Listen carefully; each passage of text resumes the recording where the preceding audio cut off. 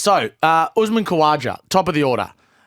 His test summer was interesting to say the least. He's the one who said he got boomer'd. He didn't exactly have his best test summer. 154 runs at 19 is a return that he wouldn't be happy with, especially because he made one half century. But he's not the only player that Bumrah's made look silly over the time. So there's a couple of questions around Usman Khawaja. Number one is, did he get boomer'd or is he done? And number two is, what does his future look like?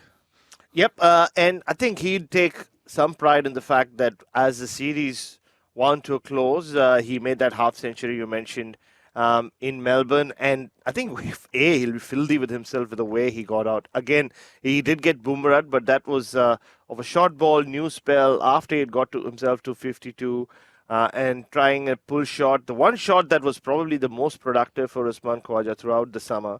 And then just toe-ended it to square leg.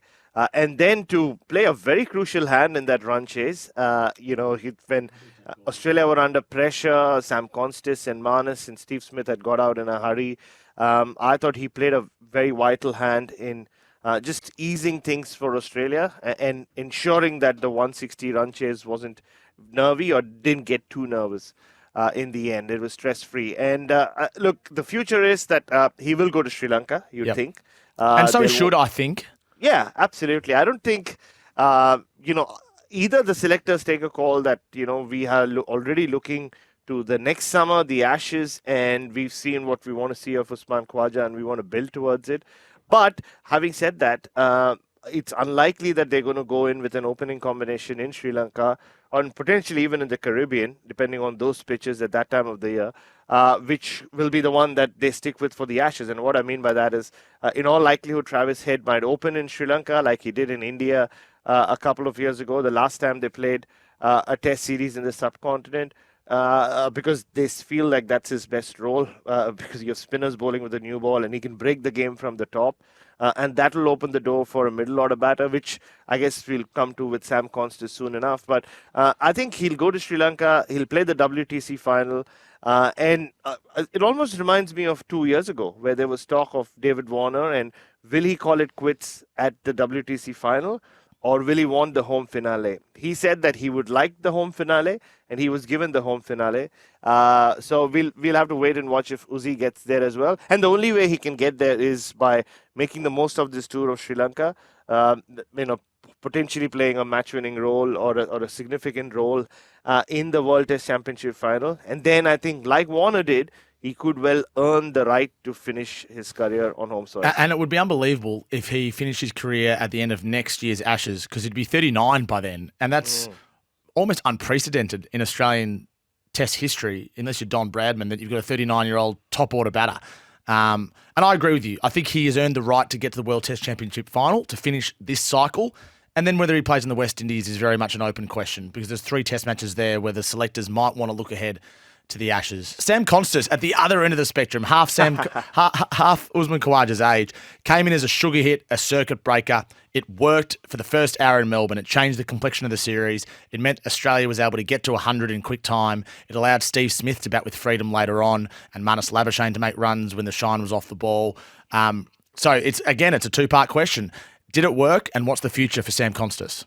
Oh, absolutely, it worked in Melbourne. After the frustrations of the Gabba, the rain playing its role, and once they dropped Nathan McSweeney and brought this 19-year-old in, and like we've said a few times since that Melbourne Test match, I don't think the selectors themselves knew what to expect from him.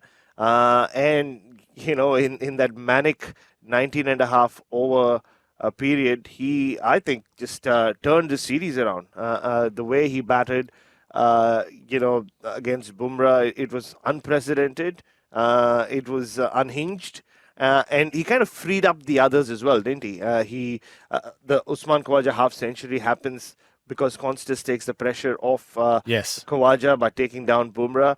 And then Marnus Labuschagne comes in and makes a crucial 70. And then by the time Steve Smith came, India were flat. It took India a while to recover from what Konstas had done. And then before they knew it, Australia had piled on a big first innings total. That pressure is what eventually led to them winning at the MCG. the Australians, that is. And, well, the 23 odd he made in the run chase, it was manic again. I mean, there are times when you could say that he probably just went a bit overboard. But I mean, I guess that's what you expect from a 19-year-old as well. So I think he'll learn. I'll be very intrigued to see where he bats in Sri Lanka.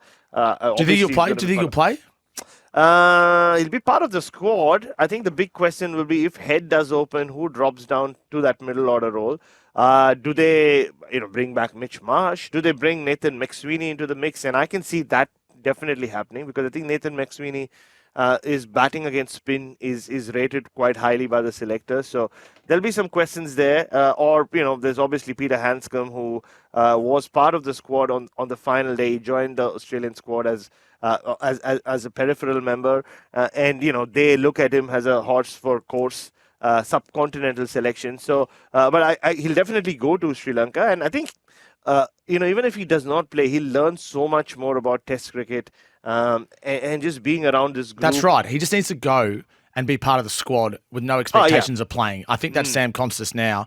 But is it better for him to do that or to play Shield cricket I mean, he can sort of do both. He can be back by mid-February and play the rest of the Shield season, I guess. It's such a short tour, especially if he's just going for the Test. It's such a short tour, but I think he'll gain a lot from being on a Test tour this early in his career, and in a place like Sri Lanka.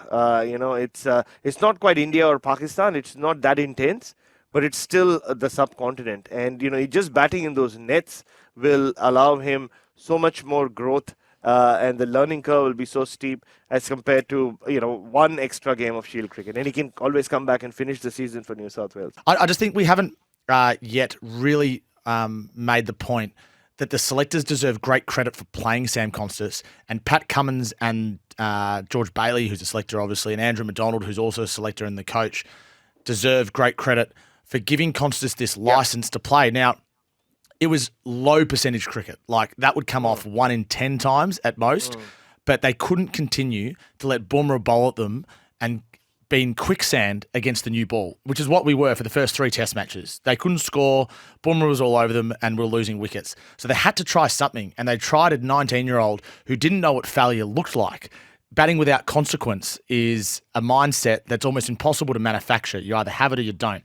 And Konstas had it, and it I'm not going to say it won the Melbourne Test, but it went a long way towards winning the Melbourne Test and gave Australia that 2-1 ascendancy. So I think the selectors and the powers that be, we like to criticise them, deserve great credit for that, as well as Konstas for actually being able to play that way, which takes great courage and bravery, and he might not be able to play that way again, given there will be more on the line as he gets older, clearly. Oh, it will be, and he'll learn as well. And the one good thing for Konstas is he has his other way of batting to fall back on. You're not talking about a one-trick pony here in Sam Konstas who doesn't know to play any other way. We've seen it in Shield cricket. He's only played 11 first-class games, or only had played 11 first-class games before he got the baggy green. And you're right. I mean, the selectors wanted dynamism at the top, and they got ultra dynamism in Sam Konstas. And look, I mean, you speak about the vigor that he brought to the top of the order, but what about the thousands of new cricket fans he brought to the fore as well? The way people packed in at the MCG on day 3 or day 4, was it, when they expected the Sam Konstas second innings, and every time he seems to touch the ball, or even when he's not in action, the way he seems to be enjoying himself on the field. And we saw him leave the SCG the other day, still in his whites and the baggy green on, with a beverage in his hand, very late in the day. I think it was around 10 p.m. when the Australian players finally left the SCG. He's just enjoying every moment of it. And sort of a lot of cricketers around this country are doing the same vicariously through him. Marnus Labuschagne, batting number 3 this series. I mentioned yesterday, and I stand by this, that I'm yet to be entirely convinced that Marnus Labuschagne is Australia's best number 3, but his back-to-back 70s at the MCG, his half-century in the pink ball test were valuable knocks. But yet his average for the series was 25.77. His strike rate was the lowest of any of the top 11 run scorers. And I'd like you, as someone who's watched Marnus Labuschagne and clearly appreciates what he does, and also predicted the fact that he would return to form, which he did, to analyse his summer for me, because I'm confused. I know it is a confusing summer for Marnus as well. I think there are two sides to it. You go back to Perth, where it looked like he wasn't thinking about run scoring at all. That bizarre first innings from him, where he was 2 of 50 balls or something like that. And then you saw, I spoke about and wrote about him adding some intensity to his batting, some intent to his batting before the Adelaide Test, and that partnership with Nathan McSweeney was so vital late in the day against the pink ball under lights, and again set the stage up for Travis Head to go berserk the next day, and set that Test match up when Australia were under most pressure after everything that had happened in the aftermath of the Perth defeat. And then again, when it mattered at the MCG, the second innings 70 that he made with Australia, 6 for 90, the partnership with Pat Cummins. So I think his contributions to Australia's success in this series are there, right? The innings in Melbourne I spoke about, the crucial innings in Adelaide. But he will look back at it and say there were so many wasted opportunities as well. I mean, all right till the very end, the shot that he played, which has become a problem for him, that just glide through the slip that he attempts and gets caught at gully. He was nicked off like that by Nitish Reddy just when he was about to break free in Adelaide, and he got out to two similar shots at the Gabba. There was a wide drive, and then again that glide that went to gully. So I think he would feel like he is in decent form, but he has wasted a couple of opportunities at least to really make that form count, unlike Steve Smith did as the series progressed. So I think that's how it will be looked at. But like Simon Katich said on commentary, from within that dressing room, they'll look at it as him having played a crucial hand in 2 of the 3 wins for sure. The fourth delivery of the first over is Australia's number 4, Steve Smith, who had 4 single-figure scores this series, Baz, but he still managed to make a couple of tons in there as well, including his innings at Melbourne, which was the quickest century he's made in 9 years. Sort of a flashback of a bygone era when Steve Smith would walk out and do it with ease. Ended the series with 312 runs at 39. How do you evaluate his summer and where he's going in his Test career? Look, I really thought this will be the summer of Smith. Kind of teased to be that as we got into the third and fourth Test matches. I guess it wasn't quite the summer of Smith, but it was a summer where I think he proved that he's still got it. Not at the start of the series. He got a first baller in Perth. That doesn't help. I thought he looked okay in the second innings in Perth, and then got another really good delivery from Siraj. And then he got obviously strangled down the leg side in Adelaide. But that's when you'll remember I wrote that column about why I think Steve Smith will score runs in Brisbane. And it had nothing to do with me, but it had more to do with how happy he seemed to be with his batting and, his hands and feet and toes and everything else. And most importantly, his head. And, he was so in such a good space with his batting. You felt like it was I felt like it was only a matter of time before that big score will come. It happened at the Gabba, which was very different to the 100 he made at the MCG, where he had to really fight hard.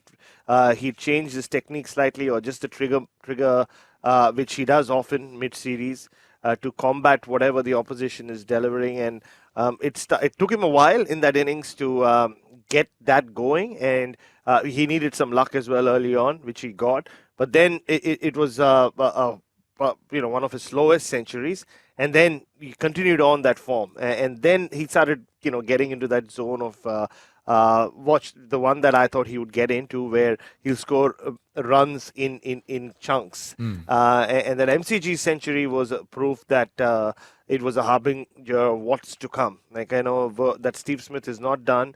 We don't know how many more summers he has left, but you could see that the hunger was back, and then just the poetic cruelty of sport that does happen at times. 999,999 runs.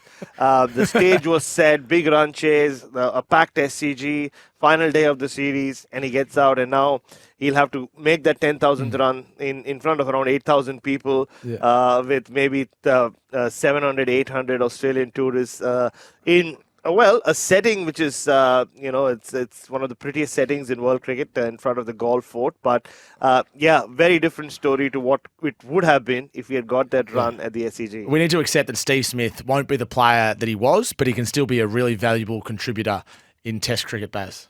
Yeah, I'm not so sure. I don't know whether we can just stick our neck out and say he won't be the player that he was. Well, 2019 Ashes, he's not going to get back to that level. No, I mean, but again, yes, that is in terms of the runs he was scoring. But the way he looked, the way he was batting at the MCG, and also the way he started his innings at the SCG, before Prasidh Krishna just bowled one good delivery to him, which he hadn't till that point. In very difficult conditions at the SCG, I thought he batted really well in that first innings. Got his innings going, and then, like I said, got a good ball from Krishna that he got nicked off. So, I'll wait and watch before I take a call on him never going back to his best again. I mean, that's what you generally say about most aging batters. But Steve Smith is different. His approach to batting is different to most other batters. His technique is different. So I'm not giving up on him finding that one final phase where he is at his peak. Sachin Tendulkar found it very late in his career, in the late 30s, between 2010 and 2011. I'm not ruling that out for Steve Smith. The highest run scorer for the series, 414 runs at 51. A strike rate, this is the bit, a strike rate of 92.82, 2 tons. We always see the best and worst of Travis Head, but I don't mind the worst because the best is so strong. And if he can get himself in, he invariably goes large. And that's what he did. That's what he did in 2 test matches this summer. The pink ball 100 was phenomenal, and the Brisbane ton, he just followed it up beautifully. In Melbourne, he failed twice. First innings, he failed at the SCG, and then he saw Australia home in the second innings. You say at the summer of Marnus, I feel like Travis Head is just box office entertainment every time he walks out to bat and gets through the first 10 minutes. I said summer of Smith. Be very careful with what Sorry. you say, Tommy. Yeah.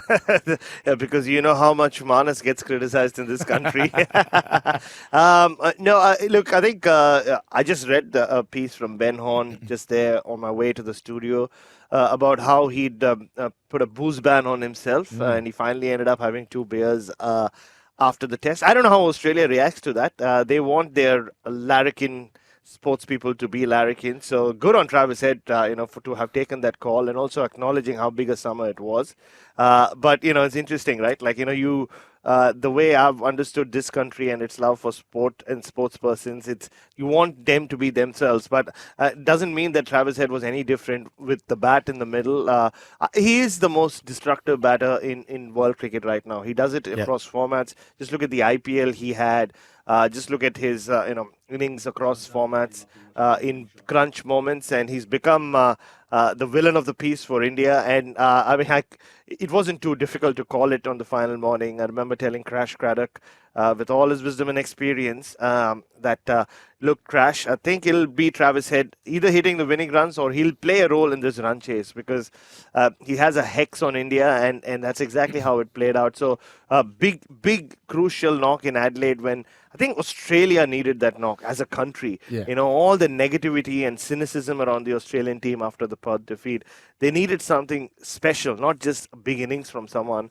And that came from Travis Head, and that really set them on their way to the series victory. And I think like I said, he's going to have a great 2025, different position at the top of the order for Sri Lanka, and then go and dominate the IPL.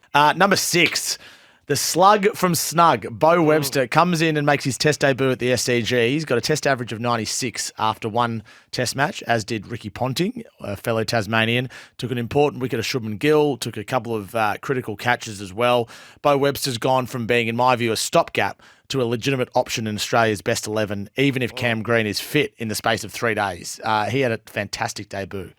Oh, absolutely. I mean, the composure, temperament, the way he looked like he belonged immediately as he walked out to bat, or even before then. The 2 sharp slip catches, and we've called him the best slip catcher in this country outside of the Test team, and he proved why. That big catch to get rid of Kohli as well, don't forget, in that first innings to let Boland keep the pressure on him.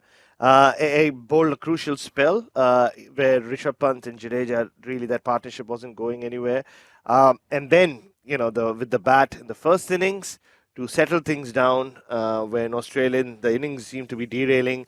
And once again in the second innings, in a run chase which could have gone either way, I think Beau Webster has, one of the more influential Test debuts we've seen in a long time. Sam Konstas' debut was influential in another way, but I think Beau Webster's, and I can't stop saying how much of a celebration it was for the Sheffield Shield and everyone toiling away in the Sheffield Shield. And does he stay in the side when Cam Green comes back?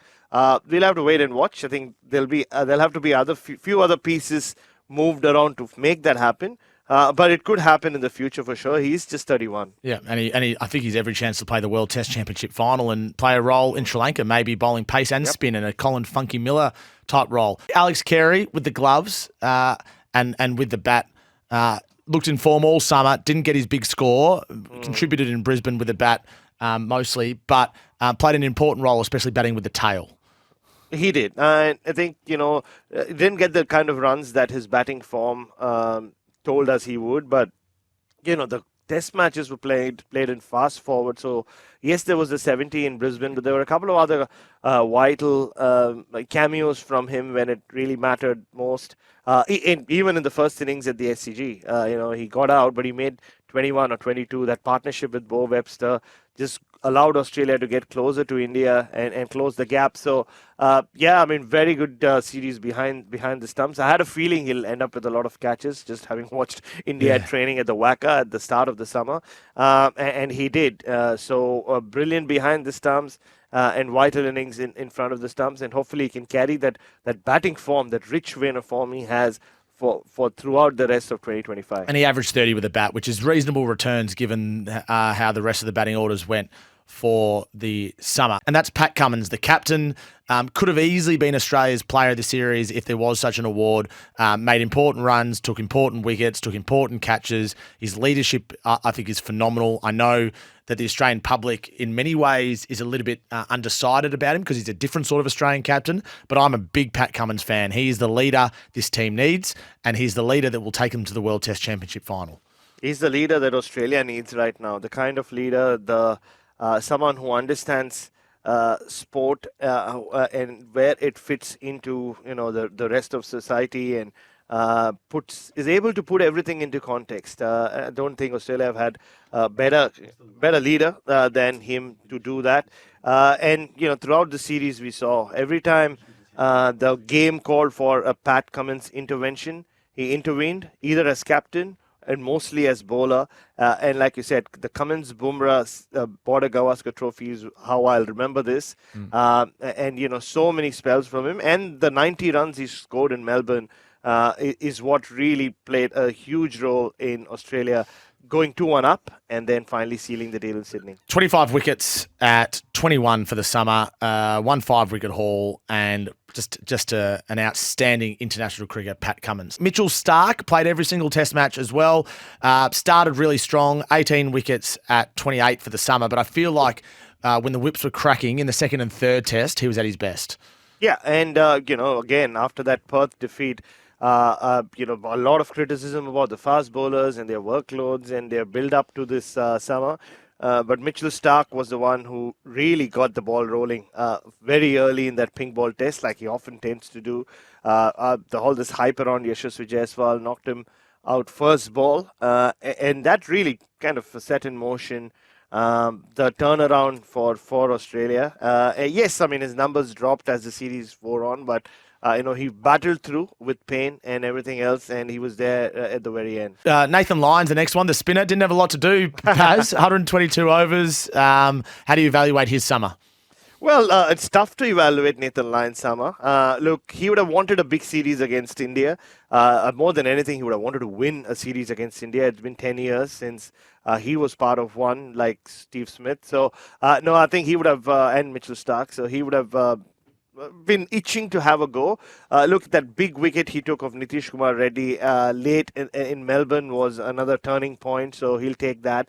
And he said he'll get his chance to bowl a lot of overs in Sri Lanka. We'll see how long those test matches last, but it'll be one of those summers where he wasn't called upon much, but he still delivered in a couple of crucial, vital moments when it mattered. And with the bat as well, the MCG, very Yes. important run. Scotty Boland, oh boy, 21 wickets at 13. We don't have very long to talk about him, but we've talked about him ad nauseum yesterday. His summer, was he Australia's player of the series, do you think? 3 tests? Up there with Pat Cummins, really. Yeah. So I think what summer of Smith I spoke about, it could well be the umpteenth summer of Boland, because it's whoever else is having their summer, Scott Boland is always doing the same right alongside them. No, the bowling machine, as Ravi Shastri called him.